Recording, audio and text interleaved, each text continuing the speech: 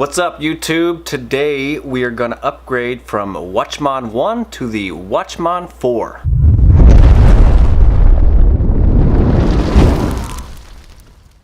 Alright, I'm going to try to make this video quick, but I always say that and it never happens, so no guarantees. Anyway, this video is going to be about upgrading the WatchMon 1 to the WatchMon 4. To start this off, I got the kit with the WatchMon 4, the 3D printed cover, the new shunt, the two new wires with the little CMU converter board, and the little mini screwdriver. Now, before I get too far into this, just like a lot of my other videos, I do change my mind a lot, and since the power rack is not 100% complete yet. Again, some of this is going to be a temporary install. The plan is to eventually kind of put most of this stuff on the back wall behind the server rack, but before I do that, I would like to finish off that wall so I don't have to drill a bunch of holes into the concrete blocks. So anyway, some of this is going to be a temporary install for now until the other stuff does happen. Alright, so the first thing I am going to do is shut down the power rack, disconnect the solar and charge controller, and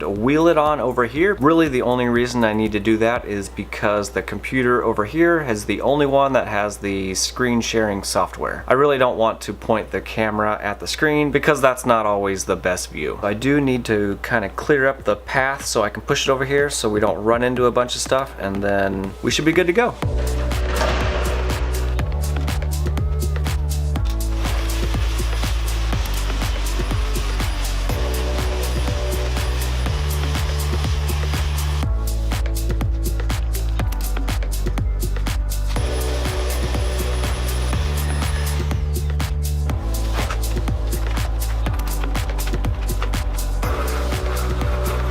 I know, I really need to clean up the hoard pile and everything else. There's just no time to do that. Too much other stuff to do. Alright, so I figured we would do one last quick look at the Batrium before we shut it all down. The lowest pack voltage is 3.84 and the highest is 3.86. Over here the pack voltage is 53.89 and we're drawing roughly 2.3 amps.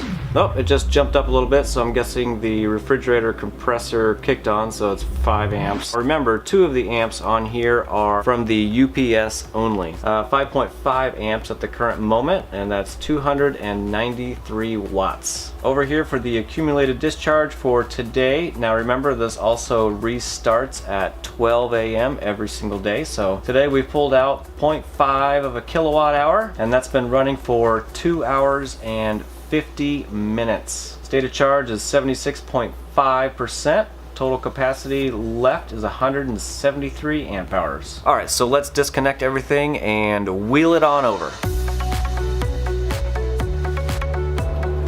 Refrigerator right now is pulling 127 watts. For 27 days I've pulled out 51.87 kilowatt hours. This is on the 120 volt side. 119.5 volts, 60 hertz, 1.103 amps. Power factor is 0.96. The low is 1.3 watts. High is 818. I would imagine that's whenever the compressor kicks on. Oh, look at that. We're back down to 15.8 watts right now, and that's 0.2 amps, so it looks like it just shut off. Alright, so now I gotta hit the manual transfer switch. Boom!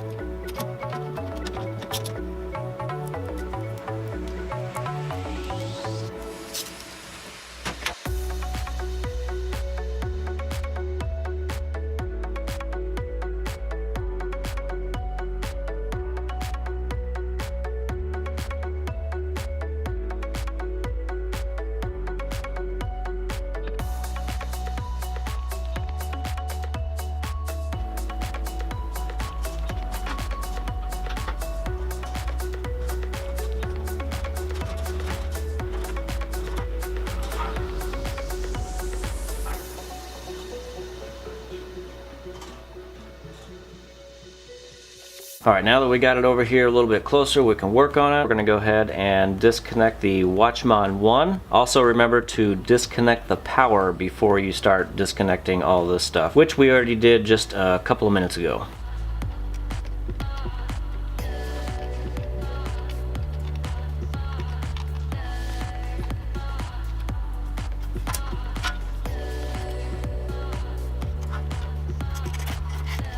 And on this back side, the only thing left to disconnect is the shunt.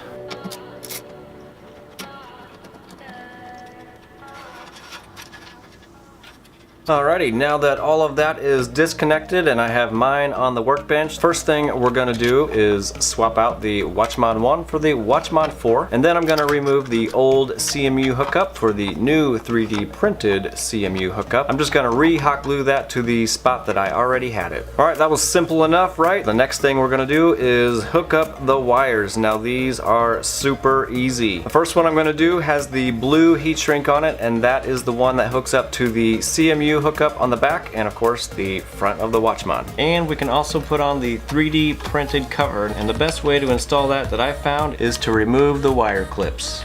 Then right after that I'm going to hook up the second wire. That's the one with the yellow heat shrink, and that goes to the shunt. And of course in my case the connector doesn't fit through the hole, so I'm going to have to remove the clip on here. And if you have to do something similar, just take a quick picture of it so you can put it back together exactly how it came. Finally got the wires mounted through the mounting plate. For the CMU wires I ended up just putting it in a coil and then zip tying it together. Then I just zip tied the wires to one of the screws that were coming out of the back.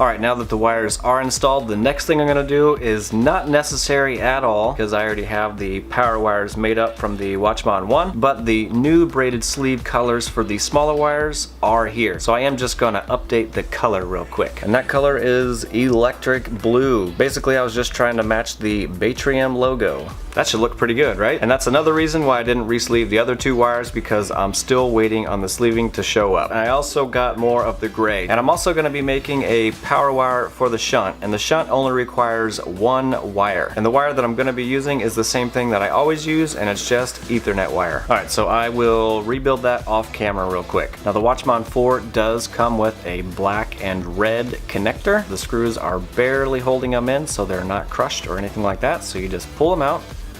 And all you really have to do is strip back enough insulation so the wire will fit all the way through the little connector. A little bit further is just fine because you can clip it off later. And if you don't have any sort of crimps or anything like that, you can just use a small pair of pliers just like I'm doing and crimp it down in a few places. And you can see that I went a little bit too far with some of the wires, so I'm just gonna clip that off. Oh my god, I completely forgot. For Christmas, Lauren got me one of these little crimp tools, and it comes with all the furls inside of it. I'm gonna have to use it now. And during the re-sleeving process, I decided to mix it up a little bit and decided to make the positive and negative wire for the WatchMon to be two separate colors. So now the power wires are blue and the ground wire is gray. Another thing that's great about using this small sleeving is it fits right into the connector. I also added a fuse onto the positive wire. I probably should have added one on the shunt positive wire, but I just didn't do it. Alright, now that we have all the power wires and ground wires made, it's time to get this installed. For my installation, I have to move the shunt down a little bit closer to where the WatchMon is going to be, and that's just because the shunt wire that came with the kit, it doesn't quite reach all the way up to the top where I had the previous shunt. The reason I installed it in this direction here is because this lower section where it says 500A, that's the side that's going to connect to the batteries. The WatchMon 4 connection is also on this side. I'm also going to make the next connection to the upper part of the shunt. I'm going to run the wire behind the brackets there on the left, and that is going to go all the way up to the UPS. Also, while I'm back here, I'm going to run the positive and negative for the WatchMon. And what I actually ended up doing was removing the shunt power wire and then twisting all three wires together just to make it a little neater. To secure the wires, I just used a couple of zip ties and attached it right to the side. After that, I'm going to install the positive and negative wires to the WatchMon and also the positive wire to the shunt. Keep in mind, while doing this, I do have the positive and negative connections from the battery disconnected.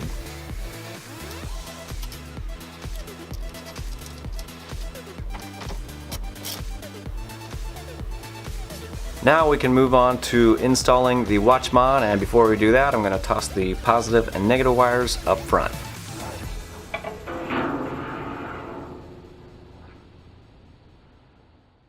First thing we're going to do up here is install the power wires. Pin 1 is negative and pin 2 is positive. Once those are installed, I'm going to go ahead and install the LongMon wires, and then I'm going to put it back into its original position.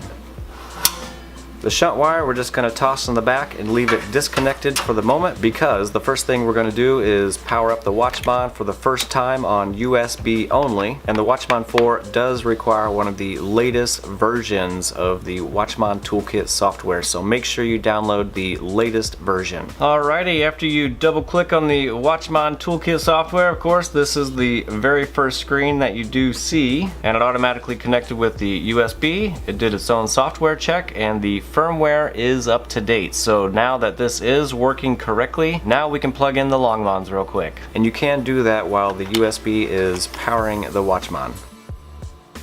Alright, back here on the software, you can see that the network test did go and the device did sync, but the first thing we're going to do now is hit the wizard setup. Alright, just like the last install video, here is going to be your battery type. If you're using the regular 18650s like I am, you're going to be choosing the lithium-ion long life. Next one down is how many LongMons you have installed. I only have 14 at the current moment, so I'm just going to leave it there. Next down is the shunt, which we don't have installed. We'll be doing that here in just a minute, so we'll just leave that how it is right now. The next spot down is how many amp hours your batteries are, and mine are 226. And then we go ahead and hit the save button. And if you're not sure where your pin code is, it is on the bottom of the WatchMon. Success. So we'll go back to menu and then chart. Alright, so we've almost completed everything in here. We just need to do a bypass test real quick. And go ahead and hit the start button, and you're going to see all the LongMon LEDs start blinking.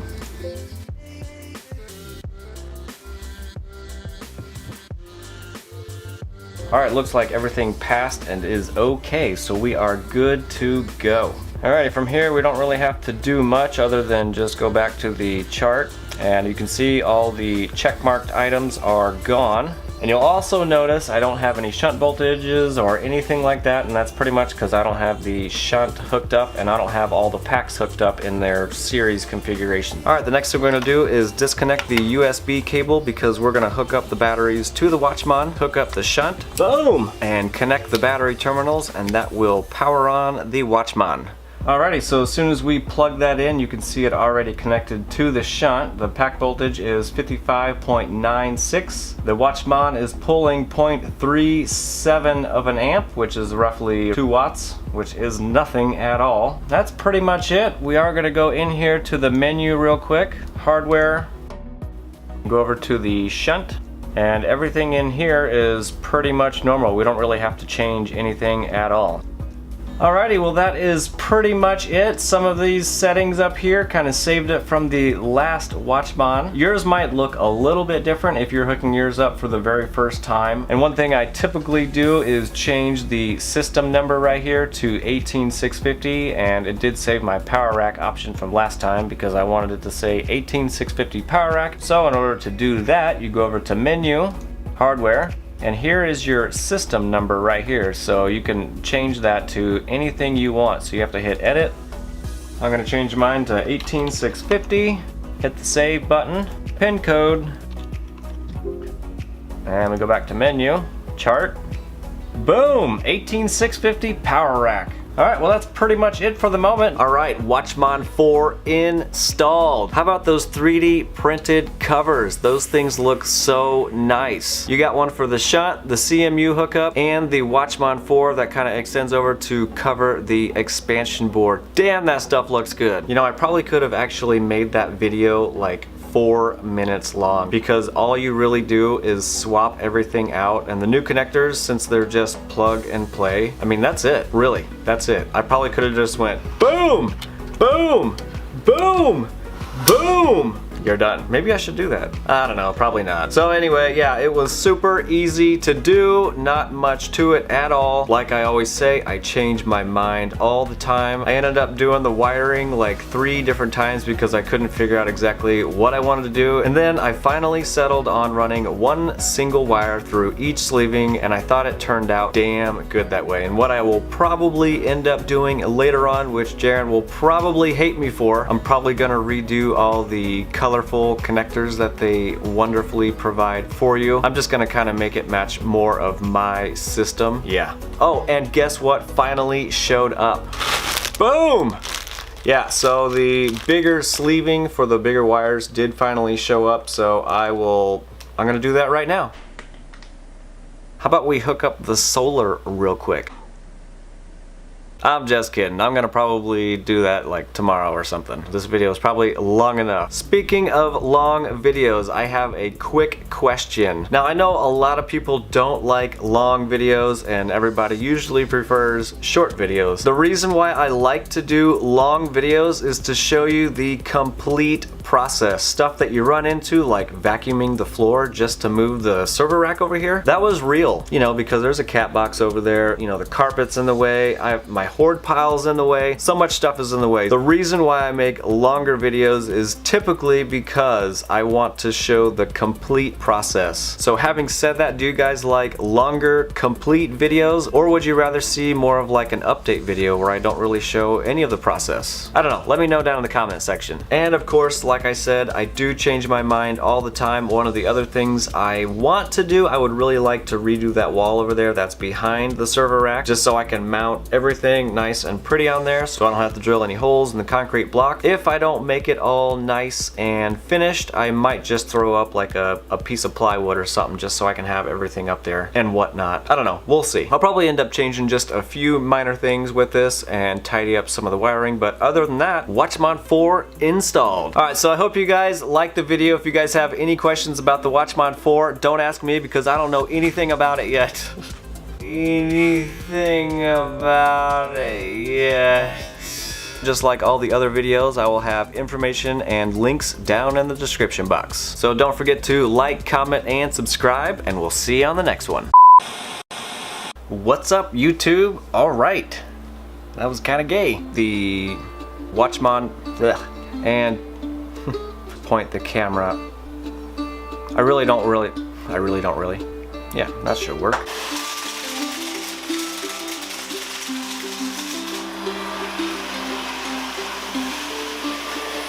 Alright, now.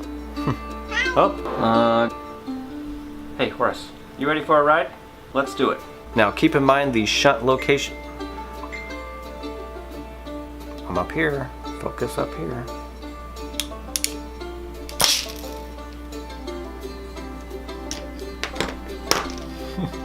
Look what I did. Look what you made me do.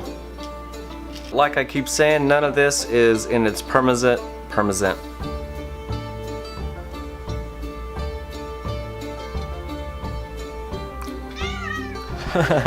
and the new CMU hookup thingy on the back. Gonna re-sleeve the wires right now. I'm not gonna be... Alright, now that we have the power wires made, why am I looking down there? I don't know. Place the WatchMon to where it needs to go, and putting the WatchMon back to where it goes. That's gay as shit. Alright, the next thing we're gonna do is connect the connector. Alright, the USB cable is dick. Should be good, right? Cattail gonna be in my face again. No. I know what you're doing. You're gonna put your cattail right in my face. No. I'm gonna bite your tail again. Here it comes. Here it comes. Ready? Wait for it. Boom!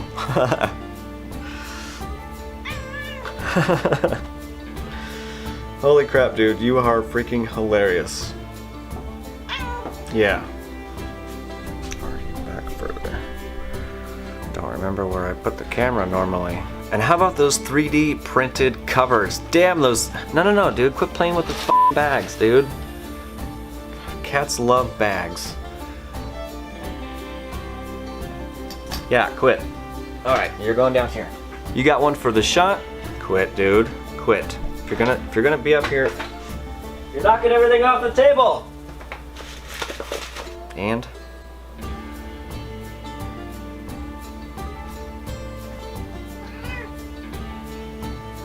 he really wants to be up here, but no.